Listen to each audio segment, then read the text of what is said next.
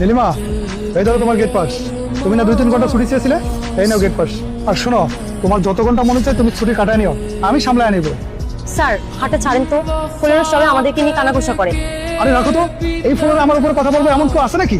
কি বলো তুমি এইসব? তারপরে স্যার আমার না খুব লজ্জা লাগে, আপনি এভাবে করেন না স্যার মানুষের সামনে। আচ্ছা ঠিক আছে, যাও তুমি ছুটি কাটায় আসো, তারপরে তোমার সাথে আমার কথা হবে। আচ্ছা ঠিক আছে। আপা কই যাইবেন? একটু পার্লারে যাবো ভাই। পার্লারে যাবেন? স্যার ওই আমার মা আসছে গ্রামের থেকে, ঢাকা শহরে কিছু চিনা না। মারে বাস স্ট্যান্ড থেকে বাসায় দিয়াম, আমার 1 ঘন্টা ছুটি দেন স্যার। না না না, কোনো ছুটি হবে না, 1 ঘন্টা পর বাইরে আসবে। কত পর পরে তোমরা কি আসো? হ্যাঁ কত না, হ্যাঁ কত না, হ্যাঁ আসি, যাও।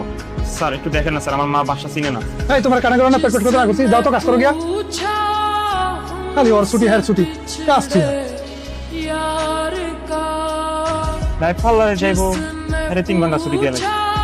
আর আমি আমার মারে আনতে যাবো, এটা লেগে আমার ছুটি দিলাম।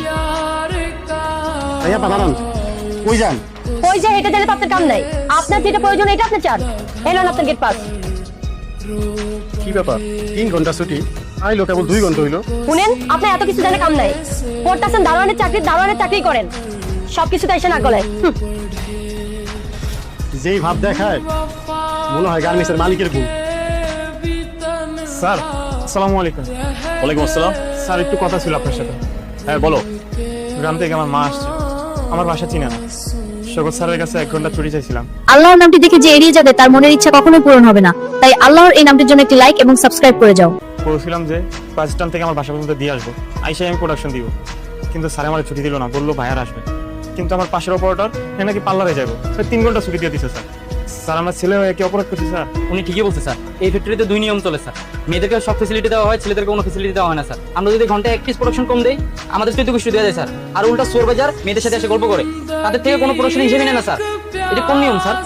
ঠিক আছে, তোমরা যে অভিযোগ করেছো, তোমাদের অভিযোগ যদি সত্য হয়ে থাকে সেটার বিচার আমি করবো। ফ্যাক্টরির মধ্যে কোনো রকম কোনো ঝামেলা চাই না, ঠিক আছে? তোমরা শান্তভাবে ভালোভাবে কাজ করো, মন দিয়ে। তোমাদের অভিযোগ আমি শুনেছি, যদি সত্য হয় এটার উপযুক্ত বিচার হবে, ঠিক আছে? ঠিক আছে স্যার, আমার যদি 1 ঘন্টা ছুটি দিতেন, নাহলে আমার মা রাস্তায় বসে থাকবে স্যার। আচ্ছা, তোমার 1 ঘন্টা ছুটি লাগবে তো? ঠিক স্যার। ঠিক আছে, আমি 1 ঘন্টা ছুটির ব্যবস্থা করতেছি, টেনশন নাই। আর তুমি 1 ঘন্টা ছুটি কাটায় এসে কাজ করবা কিন্তু, ঠিক আছে টাইম মতন প্রোডাকশন দিবা, ঠিক আছে? যাও, মন দিয়ে কাজ করো, ঝামেলা করবো না কোনো। যাও। আমি কি গার্মেন্টস ফ্যাক্টরি কি প্রেমের বদল খুলে পড়ছি? না স্যার, প্রেমের বাজার হবে কেন? এটা তো আমাদের কর্ম প্রতিষ্ঠান। সেই কর্ম প্রতিষ্ঠানে 2 রকম নিয়ম হবে কেন? 2 নিয়ম হবে কেন? সব শ্রমিকের জন্য তো এক নিয়ম। সবার জন্য যদি একই নিয়ম হয়ে থাকে, আপনার ফ্লোরের শ্রমিক আমাকে কমপ্লেইন করেছে, তার মা গ্রাম থেকে আসছে, সে 1 ঘন্টা ছুটি চেয়েছে আপনার কাছে, তাকে আপনি ছুটি দেন নাই।